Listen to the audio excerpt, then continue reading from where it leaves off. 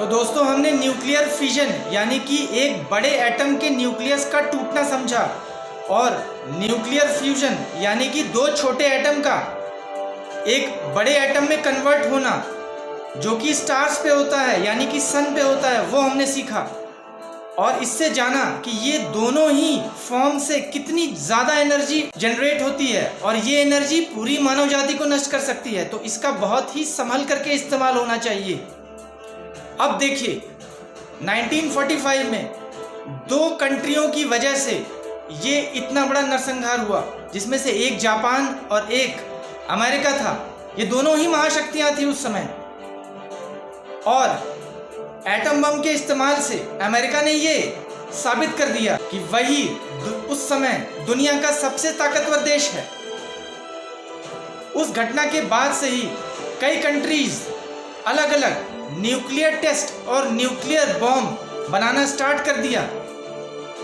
इसी वजह से पूरे विश्व में जिन कंट्रीज के पास न्यूक्लियर वेपन्स हैं वे बाकी कंट्रियों को धमका सकते हैं और उनका दबदबा पूरी दुनिया में रहता है।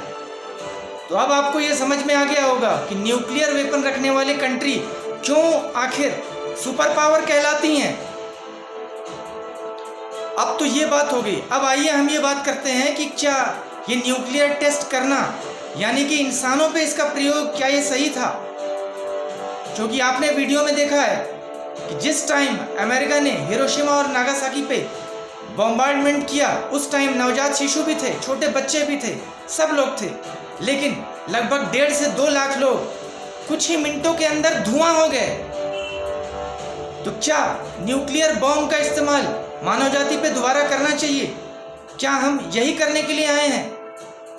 ये इतनी खूबसूरत नेचर, इतना खूबसूरत धरती हमें जो मिली है, क्या इसी दुष्परिणाम से और इसी इंसानी भूल की वजह से पूरी तरह नष्ट हो जाएंगे? तो अगर तीसरा विश्व युद्ध हुआ और अगर फिर किसी ने न्यूक्लियर बॉम्ब इस्तेमाल किया तो परिणाम इतना भयानक हो सकता है कि हम सोच भी नहीं सकते। इसी वजह से न्यूक्लियर बॉम्ब का इस्तेमाल बंद हो जाना चाहिए। हाँ, कंस्ट्रक्शन वे में यानी कि कंस्ट्रक्शनल फॉर्म में अगर हम मानव समाज की भलाई के लिए न्यूक्लियर रिएक्टर लगाएं तो ये एक सही चीज़ है।